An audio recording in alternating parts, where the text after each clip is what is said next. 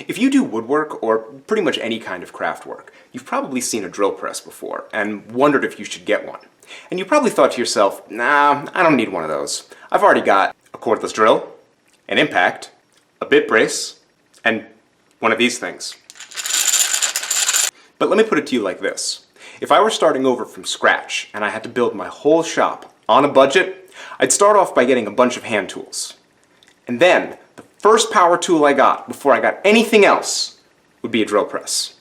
And I am deadly serious.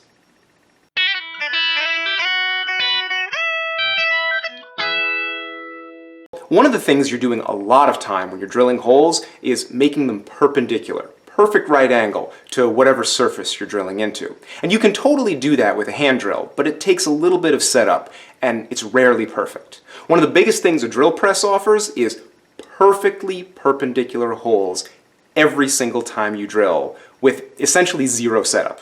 Another thing a drill press does really well is drill angles very, very accurately. Most drill presses have a tilting table, usually with a built-in protractor, and then you just tilt the table to whatever angle you want, lock it in place, and start drilling. Your drill press also delivers more power and a much greater selection of speeds than your handheld drill ever could. This thing's got a beefy 3/5 horsepower motor on it. And you could just never fit a motor that size into a little handheld drill like this. Also, the handheld drill driver runs off a battery, whereas the drill press runs off wall current, so no contest.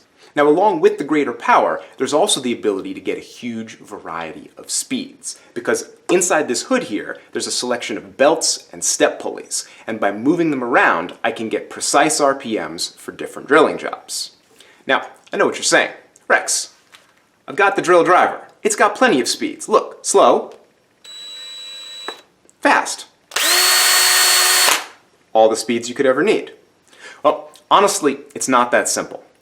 With the drill driver, you do get a selection of speeds, but you can never know exactly what speed you're getting. It's just not set up for that. And for some drilling jobs, you really need to know a specific RPM so that you don't burn something or melt something by drilling it at the wrong speed. Being able to pick it exactly using the chart on the drill press is really helpful. The other thing about the variable speeds on your drill driver is that they're a little bit misleading. You do get low speeds, but those low speeds don't give you more power. Handheld battery power tools are powered by DC motors, and at the low end of the speed curve, the torque on those things drops off like crazy. For instance, on its lowest speed, I can easily stall my drill driver just with hand pressure. I would never try that on my drill press because I really enjoy having two hands. With a drill press like this, that's got a mechanically selected difference in speeds, you're selecting it with pulleys, when you're operating at a low speed, you actually have a huge increase in torque. So low speeds at the drill press equals much more power, and that allows you to get through some very difficult drilling jobs that you could never do with a handheld tool. Now, full disclosure, changing the speeds on my drill press is kind of a giant pain in the ass, and I almost never do it. I have this set at 980 RPMs, which is right in the middle of what this machine is capable of delivering, and I pretty much leave it there 99% of the time. It's only if I'm doing something really specialized that I futz around with the belts and change the speeds, and it doesn't really give me any trouble.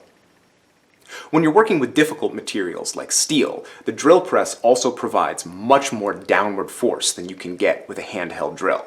That's the press part of drill press. Here's how that works. The drill press functions on what's called a rack and pinion system. So you've got a really big hand wheel over here driving a tiny little pinion gear. And when you use a big wheel to turn a tiny little gear, you get a tremendous mechanical advantage, and it multiplies the force you put in by a lot. So even when you're not pressing very, very hard on the hand wheel, you're getting a surprising amount of force on the work. And when you are bearing down as hard as you can, the machine is multiplying that force and delivering a lot of pressure into whatever you're trying to drill through. And because you have this mechanical advantage, you can drill through even really challenging materials like plate steel using nothing but a twist bit and a little bit of lubrication. Now, you've probably drilled some of these tough materials using only a hand drill, but you've maybe done that by getting your whole body weight on top of the drill and really bearing down on it. And for anybody who's done it, I think we all know that's neither the safest nor the most accurate way to drill holes. If you've got to drill holes in difficult materials, you really want to have a dedicated machine that's specialized to the task. If you've spent any time checking out drill presses, one of the things you might have noticed is that every aspect of the machine can be locked into place. So the table is slotted for holes so that you can bolt or clamp your workpiece down.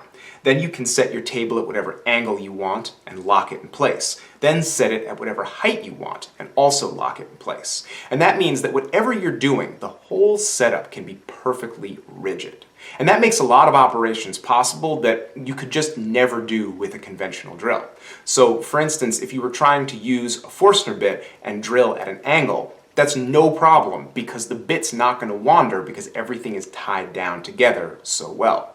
There are also certain operations that you just can't do with a hand drill at all. For instance, a drill press can use a thing called a circle cutter, which would be ludicrously dangerous and also just impractical if you put it in a drill. Setting it up in a rigid drill press setup with a low RPM makes a circle cutter effective and also completely safe, and it can open up a lot of different ways to get circles out of different pieces of material.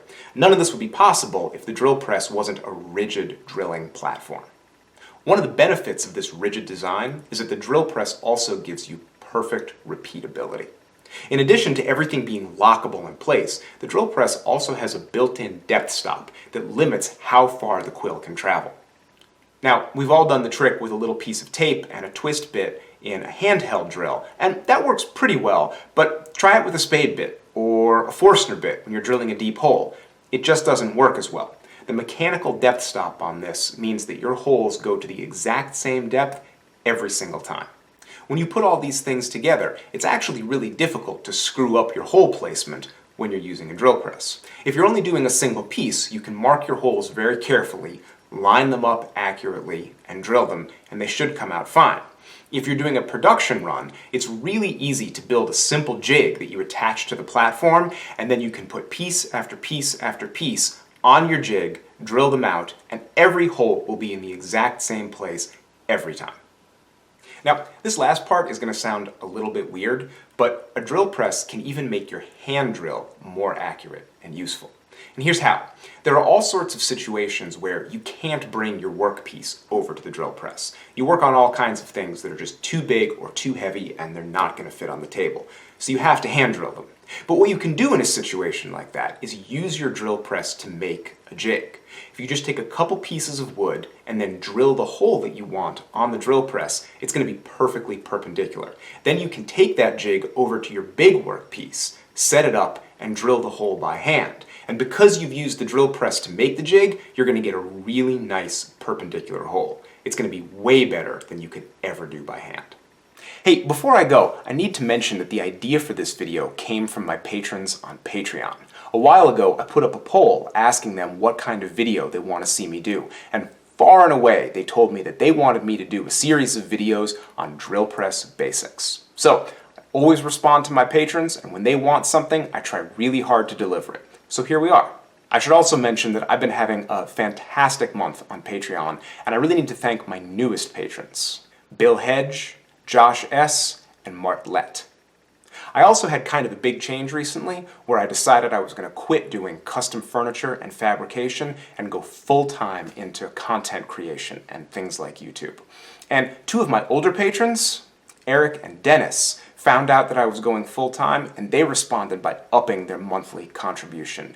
And I am just so touched by that. The fact that people want to support the work that I'm doing and want to support it tangibly with money, it is an incredibly humbling experience for me. And humility is not an emotion I'm very familiar with, so it's a really new thing for me to feel the way I do about being supported on Patreon. If you're interested in being a part of what goes on this channel, go over to patreon.com/RexKruger and check out all the rewards and early access that I have for my patrons. I should also mention that this video is the first one in a 4-part series that I'm going to do, all about using the drill press and getting the most out of it. So come back next week because I'm going to discuss work holding, all the different ways that you can secure your work to your drill press to make it as safe and as accurate as possible. So, see you in a couple days. Thanks so much for watching.